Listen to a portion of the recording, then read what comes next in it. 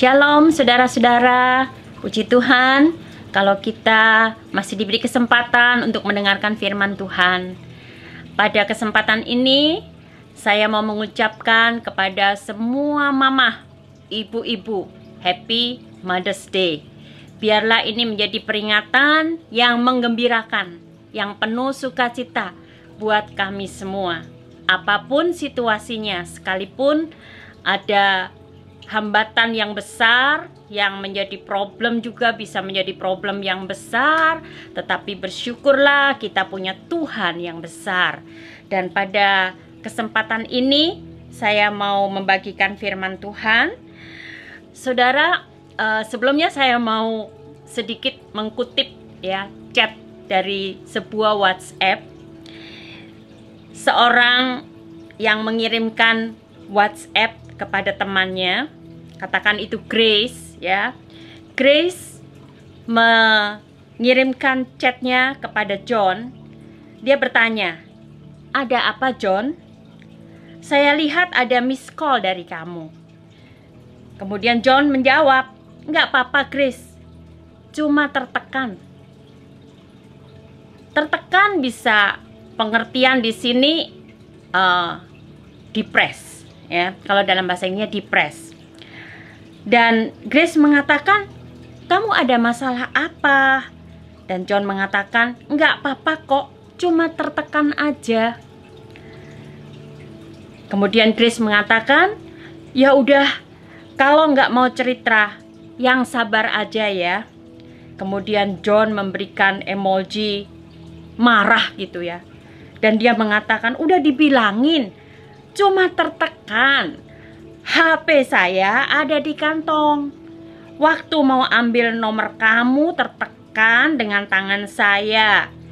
Jadi pengertian si Grace, John ini tertekan dalam pengertian depres. Tetapi sebenarnya John memberitahu bahwa dia tidak sengaja menekan nomor Grace yang ada di handphonenya John. Saudara, mungkin seringkali apa yang terjadi di dalam WhatsApp, ada kata-kata yang disalah mengerti.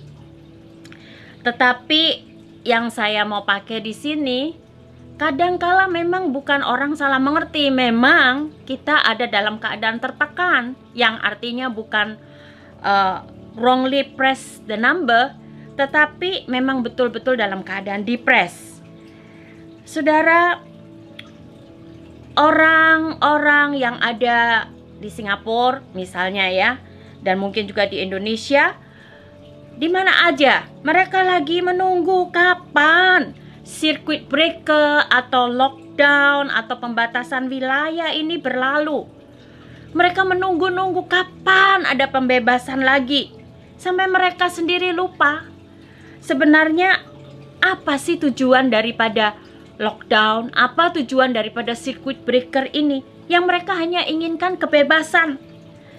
Mothers, mama lagi menunggu kapan anak-anak bisa ke sekolah. Seolah-olah anak-anak ini sangat membuat mereka menderita. Yang saya mau katakan pada saat ini, di dalam Mother's Day ini, sebagaimana salam yang seringkali dinyatakan di dalam bahasa Inggris, Happy Mother's Day, inilah harapan saya. Biarlah kita menjadi mama yang happy. Mari mama, mari ibu-ibu, jangan tertekan. Kita diberi anak-anak oleh Tuhan untuk kita hidup bersukacita. Saya mau bacakan di dalam ayat firman Tuhan di dalam Mazmur 113 ayat 9. Dikatakan demikian, "Ia, Tuhan, mendudukkan perempuan yang mandul di rumah sebagai ibu anak-anak penuh sukacita." Haleluya. Dalam bahasa Inggris dari NIV dikatakan begini, "He settles the childless woman in her home as a happy mother of children." Praise the Lord. Saudara, di sini ada kata sebagai ibu anak-anak penuh sukacita, bukan sebagai ibu anak-anak penuh penderitaan, tetapi penuh sukacita. Dan kesempatan ini saya ingin berbagi bagaimana kita menjadi ibu yang penuh sukacita. Dan tentunya firman Tuhan ini juga sekalipun ditujukan secara khusus untuk Mother's Day ini, tetapi pengertian firman Tuhan ini juga ditujukan kepada saudara-saudara semuanya pendengar secara umum, bapak-bapak dan juga yang belum menjadi ibu. Kita perlu happy setiap hari. Bukan hanya 1 tahun, 1 kali. Pada waktu anak-anak mengatakan Happy Mother's Day, atau mungkin jemaat di gereja mengatakan Happy Mother's Day. Kebahagiaan itu tidak ditentukan oleh hari ini karena Mother's Day. Kita perlu bersukacita setiap hari. Dan kebahagiaan itu juga tidak ditentukan oleh anak-anak atau suami. Sukacita tidak ditentukan oleh keadaan. Saudara, untuk ibu-ibu yang seringkali mungkin coba untuk berbicara tentang anak-anak, membicarakan anak-anak kepada orang lain, dan pada waktu kita membicarakan tanpa kita sadari, kita juga sedang membanding-bandingkan anak siapa yang lebih baik. Ya, ada satu cerita yang saya membacanya, dan cerita ini mungkin saya kutip saja ya cerita ini, supaya saudara-saudara juga tahu apa yang ada di dalam cerita ini. Ada seorang ibu muda di tengah-tengah ibu-ibu yang lain. Pada waktu ibu-ibu yang lain ini sedang berbicara tentang anak-anaknya, ibu muda ini diam saja, mendengar saja. Kemudian ada seorang ibu yang lain bertanya kepada ibu muda ini, "Bagaimana dengan anakmu, Bu?" Oh, jawabnya dengan tenang, "Anak saya baik-baik saja," dia katakan. Kemudian ibu yang bertanya ini menanyakan pertanyaan berikutnya, "Apakah dia sering keluar rumah?" Dan ibu muda ini mengatakan, "Tidak selalu. Sesekali keluar bersama dengan saya." "Wah, baik sekali dia," katanya. "Apakah anak kamu merokok?" Dan ibu ini dengan senyum katakan, "Tidak." "Apakah anak kamu minum bir?" Kemudian dia katakan, "Tidak." "Wah, luar biasa ya. Kamu menjadi ibu yang sangat berhasil, dan tentunya kamu menjadi ibu yang penuh dengan sukacita." Kemudian dia bertanya, "Berapa umur anakmu?" Dan ibu ini dengan senyum dia katakan, 6 bulan. Saudara tahu maksudnya di sini. Kadang waktu kita berbicara tentang anak-anak, membandingkan tentang anak-anak, di situ mungkin kita bisa salah persepsi, salah menilai, salah berpikir, atau mungkin salah pengertian memang. Dan kemudian kita mulai tidak happy waktu kita merasa anak kita lebih buruk. Dan mungkin kita merasa bangga atau sombong waktu anak kita lebih baik. Tetapi marilah kita bersama-sama pada saat ini memikirkan tentang topik ini yang kita baca tadi dari ayat yang saya bagikan dari Mazmur 113 ayat 9, bahwa Tuhan memberikan anak-anak supaya kita penuh sukacita, bukan penuh penderitaan. Mari kita memikirkan apa sih sebenarnya bersukacita itu. Di dalam Filipi pasal 4 ayat 4, Paulus mengatakan, "Bersukacitalah senantiasa dalam Tuhan." Sekali lagi kukatakan, bersukacitalah. Di dalam kamus bahasa Indonesia, arti bersukacita itu bisa memiliki terjemahan yang banyak. Bisa berarti senang, gembira, girang, bahagia, riang, dan mungkin saudara bisa menambahkan pengertian-pengertian yang lain dari sukacita. Tetapi yang saya mau bahas hari ini adalah bagaimana kita bisa bersuka cita. Tetapi sebelumnya, pertanyaan berikutnya yang perlu saya berikan kepada saudara, mengapa kita perlu bersuka cita? Saudara, di dalam Amsal 17 ayat 22, Salomo mengatakan bahwa hati yang gembira adalah obat yang manjur, tetapi semangat yang patah mengeringkan tulang.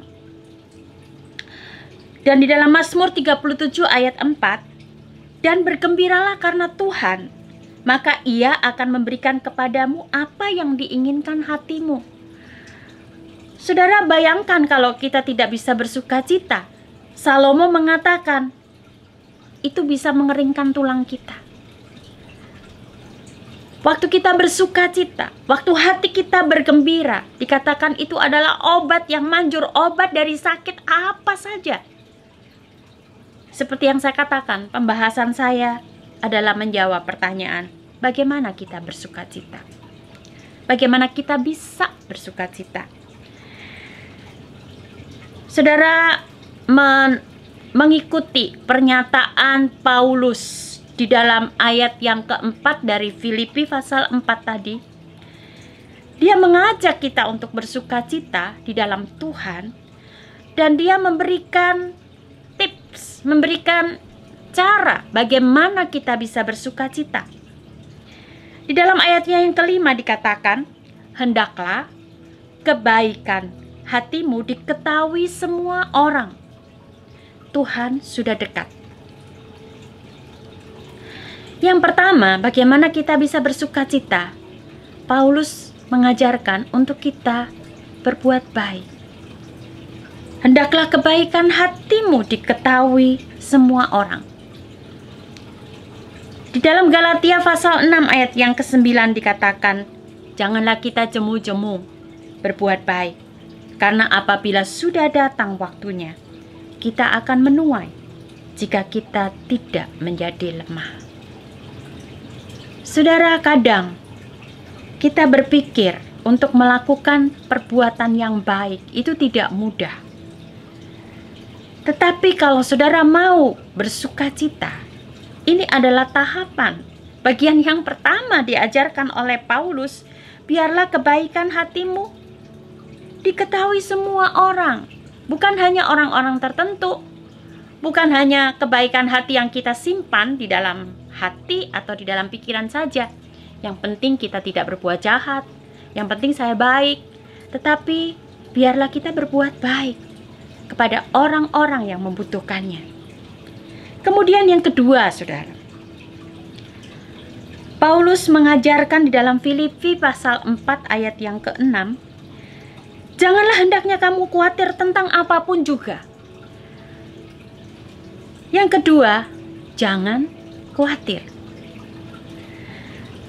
Yesus mengatakan di dalam Matius pasalnya yang ke-6, saya kutip saja beberapa ayat.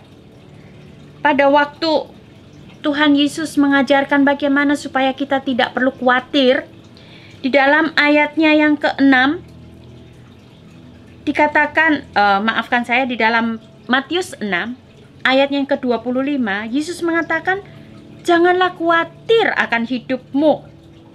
Dan tentunya di situ diteruskan, akan apa yang hendak kamu makan atau minum dan seterusnya. Tetapi yang saya garis bawahi di sini dikatakan, di dalam ayat 27, siapakah di antara kamu yang karena kekhawatirannya dapat menambahkan sehasta saja pada jalan hidupnya? Dan Tuhan Yesus menutup ayat ini dengan kata, sebab itu janganlah kamu khawatir akan hari besok, karena hari besok mempunyai kesusahannya sendiri. Kesusahan sehari cukuplah untuk sehari. Saudara, untuk tidak khawatir, saudara jangan memborong pikiran-pikiran saudara yang buruk, kekhawatiran saudara besok, lusa, apalagi tahun depan. Untuk hari ini, Tuhan Yesus mau saudara bersuka cita. Cukup untuk hari ini. Saudara jangan menjadikan satu semua yang ruwet di dalam pikiran kita. Mari kita belajar untuk membatasi pikiran kita. tidak memasukkan semua hal-hal yang mengkhawatirkan sekaligus di dalam pikiran kita. Kemudian di dalam ayat yang sama ini, Paulus mengatakan, tetapi nyatakan dalam segala hal keinginanmu kepada Allah dalam doa dan permohonan dengan ucapan syukur. Saudara, kalau saudara belajar tentang pengertian bagaimana berdoa, saudara, itu tidak salah. Ada orang yang sangat ingin tahu bagaimana berdoa sehingga doa itu dijawab oleh Tuhan. Dan banyak pengajaran-pengajaran tentang doa. Saudara bisa mendengarkannya dan itu tidak salah tentunya. Tetapi yang saya mau bagikan untuk Happy Mother dalam Mother's Day ini, mari ibu-ibu dan saudara-saudara tentunya yang lainnya yang bukan ibu,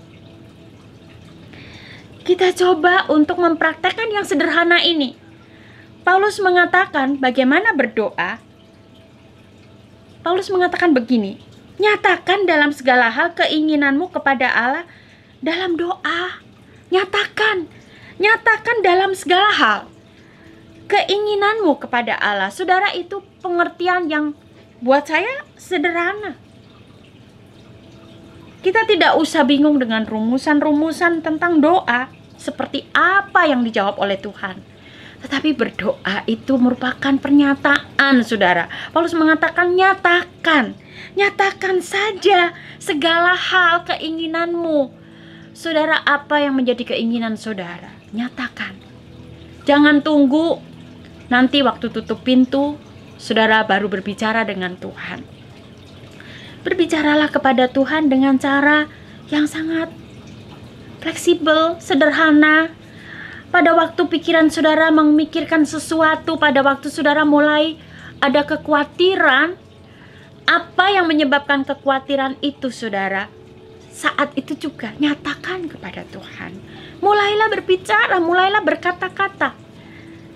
Pada waktu saudara mungkin nyapu, pada waktu saudara mungkin mencuci piring, pada waktu saudara mungkin memotong bawang, mempersiapkan masak dan sebagainya.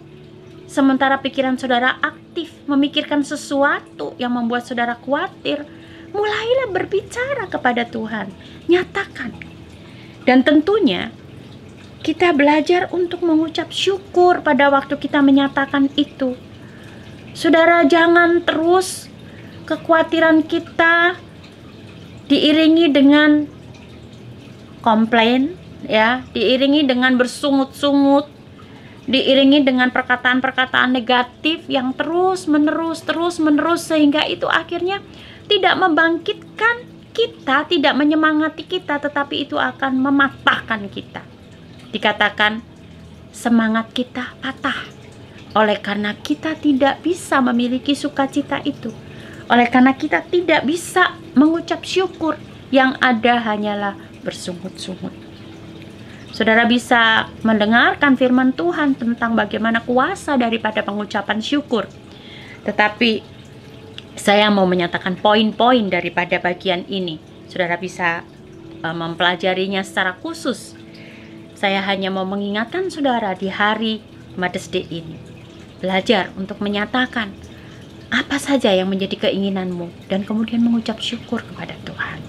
Bukan komplain, bukan bersungut-sungut. Kemudian saudara, di dalam ayat berikutnya, di dalam ayat yang ke-8, saya lompat dulu dengan ayat yang ke-7 karena saya nanti akan memakai itu sebagai bagian yang terakhir dari kesimpulan khotbah saya.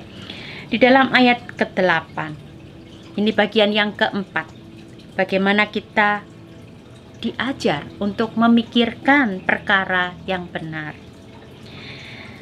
Ayat yang ke-8 dari Filipi pasal 4 dikatakan, jadi akhirnya saudara-saudara, semua yang benar, semua yang mulia, semua yang adil, semua yang suci, semua yang manis, semua yang sedap didengar, semua yang disebut kebajikan dan patut dipuji, pikirkanlah semuanya itu.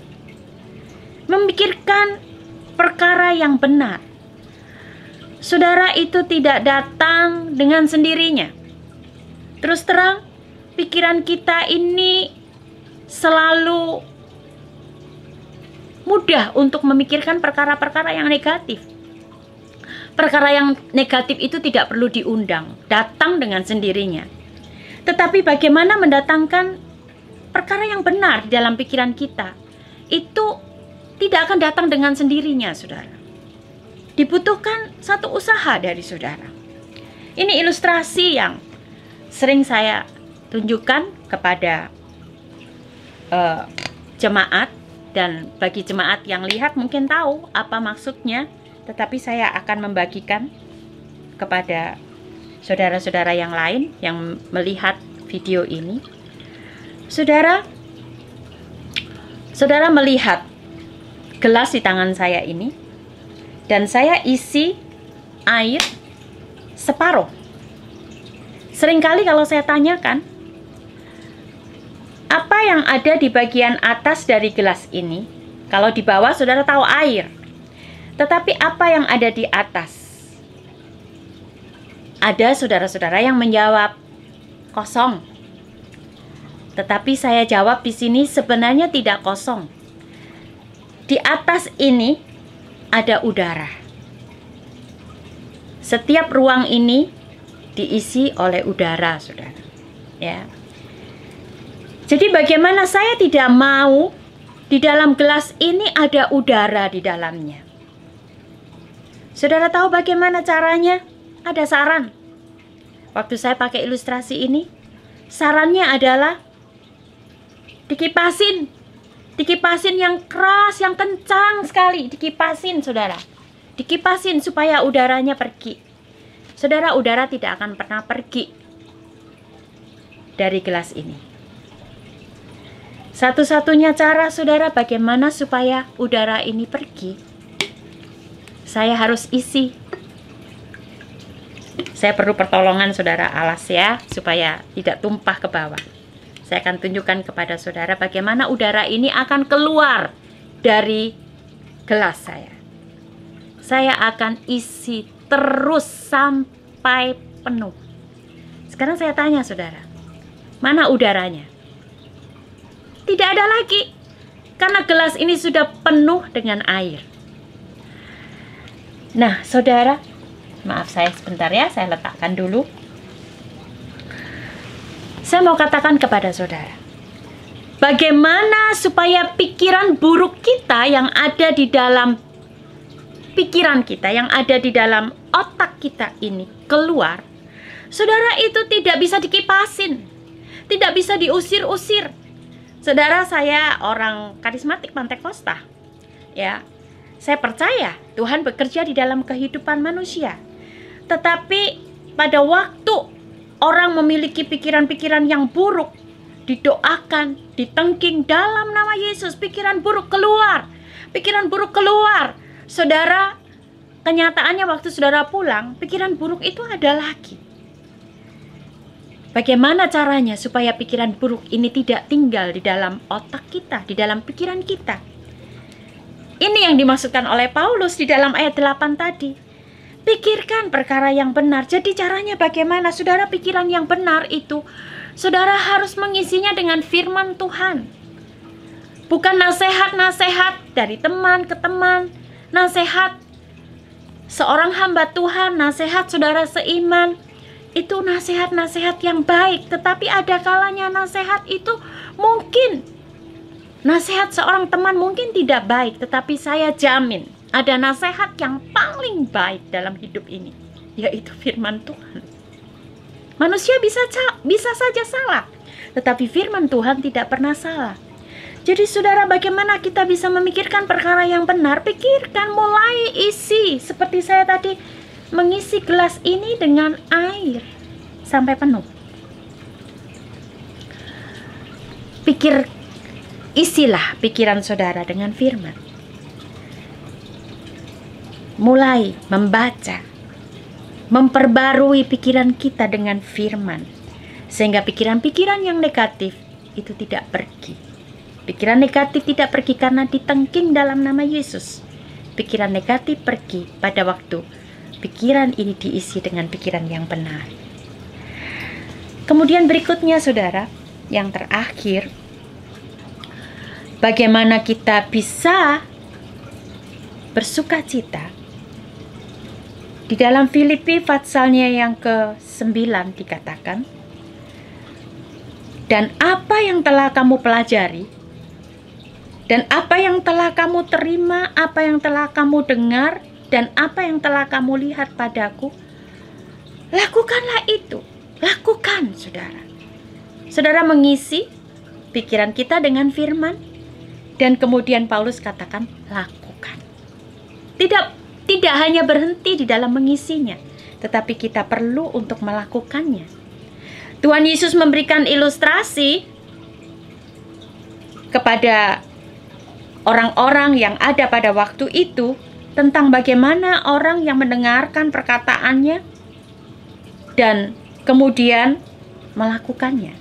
Di dalam Matius pasal 7 ayat 24 sampai dengan 25 dikatakan begini. Setiap orang yang mendengar perkataanku ini dan melakukannya, ia sama dengan orang yang bijaksana, yang mendirikan rumahnya di atas batu. Kemudian turunlah hujan, datanglah banjir, lalu angin melanda rumah itu, tetapi rumah itu tidak rubuh, sebab didirikan di atas batu. Dan Tuhan menambahkan di dalam 2 ayat berikutnya, setiap orang yang mendengar perkataanku ini dan tidak melakukannya, itu sama dengan orang yang bodoh yang mendirikan rumahnya di atas pasir. Kemudian turunlah hujan, datanglah banjir, lalu angin melanda rumah itu, sehingga rubuhlah rumah itu dan hebatlah kerusakannya. Sebelum ada hujan, sebelum ada banjir, sebelum ada angin yang melanda rumah itu, kelihatannya sama, saudara. Kelihatannya sama.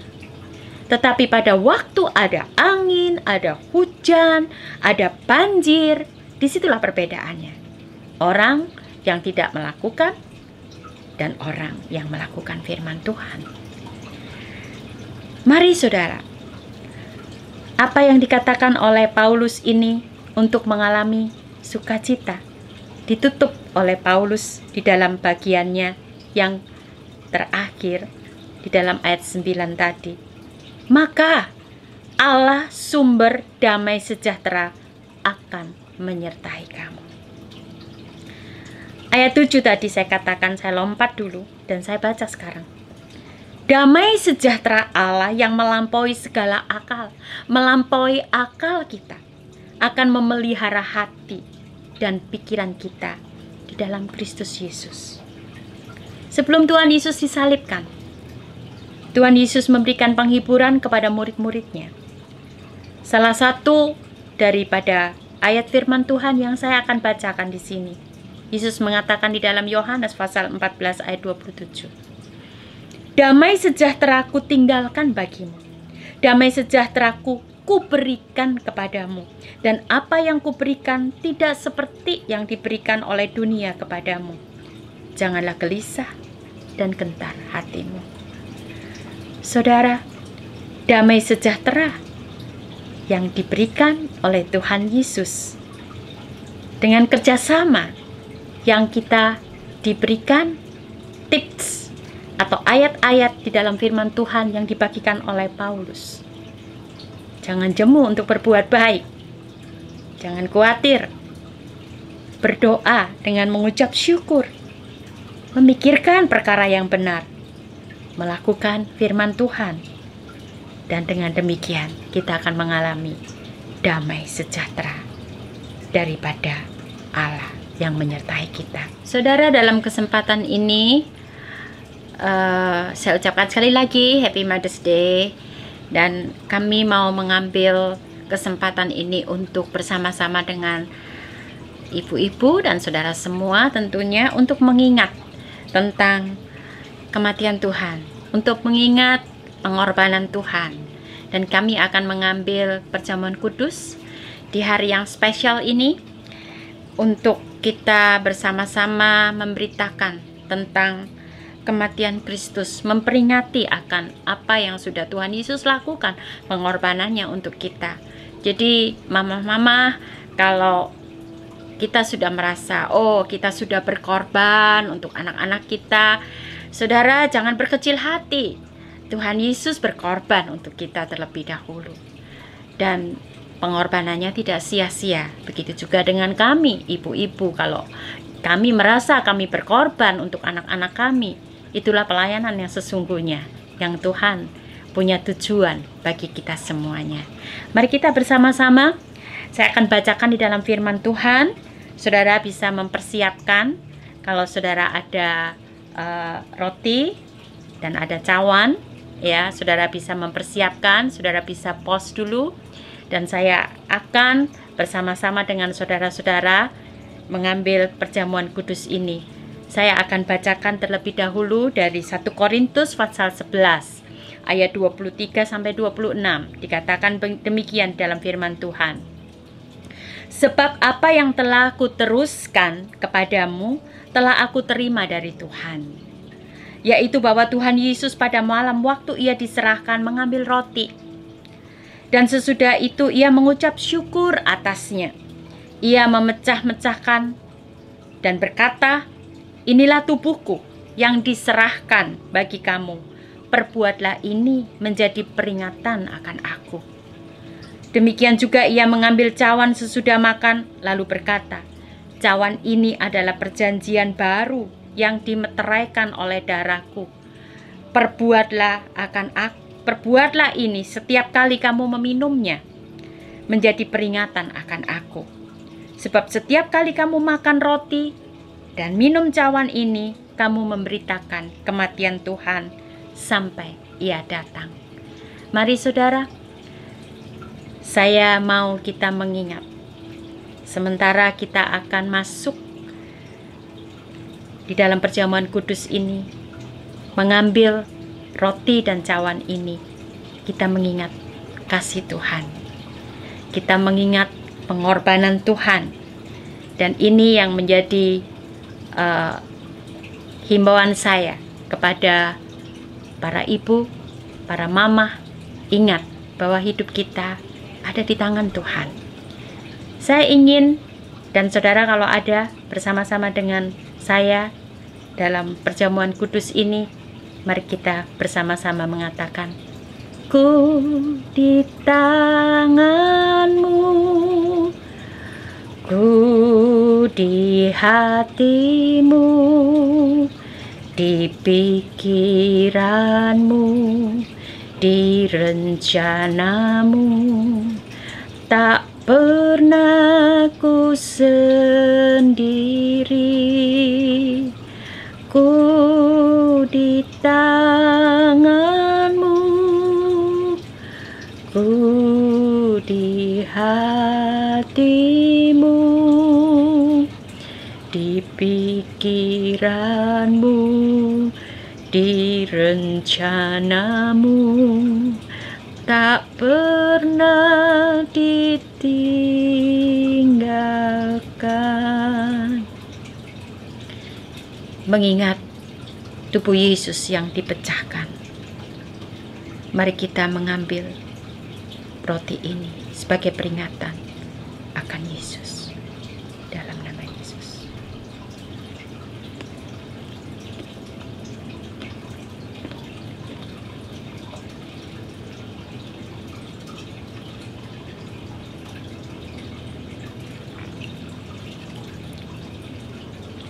Mengingat akan darah Yesus yang dicurahkan, ditumpahkan bagi pengampunan, bagi keselamatan, dan bagi penebusan jiwa kita.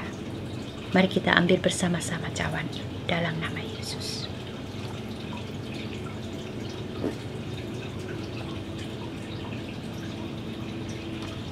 Puji Tuhan. Terima kasih Tuhan untuk pengorbanan-Mu di atas kayu salib.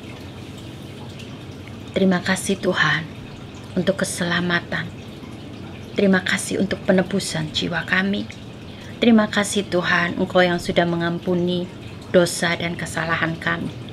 Dan pada hari ini, saya berterima kasih bersama dengan ibu-ibu, dengan mama-mama yang ada, yang mendengarkan firman Tuhan ini. Kami berterima kasih untuk kekuatan, penghiburan, dan sukacita yang Engkau berikan kepada kami. Dalam nama Yesus kami berdoa. Amin.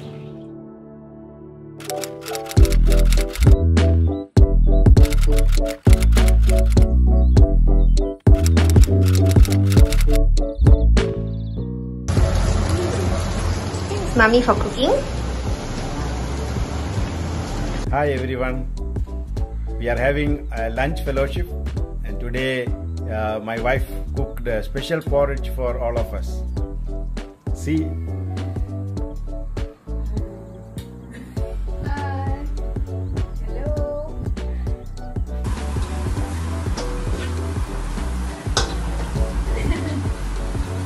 Okay, soon 啊 ，soon。可以开的，食物看不到的。这是你的母亲节礼物了，不错了，也行，很随便了。 Circuit breaker week 4, week 5, and we are having dinner together. Dear. Phew. How do you feel about your cooking, Mommy?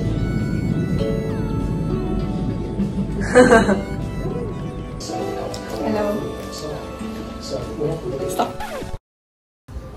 This is As my senses tell. I'm the one who wants to be with you. Deep inside, I hope you feel it too. Waiting on the lines of greens and blues.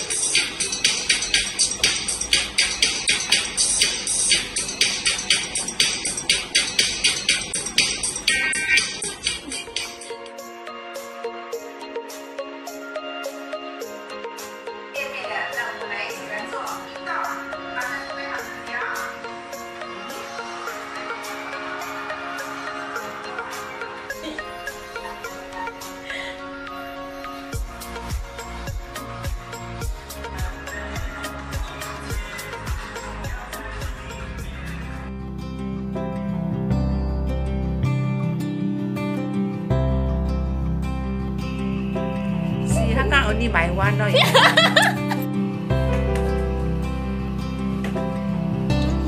没事，不，哦，没事，没事，没事，不要，是吧？快点。 make music and also with story and also TikTok and also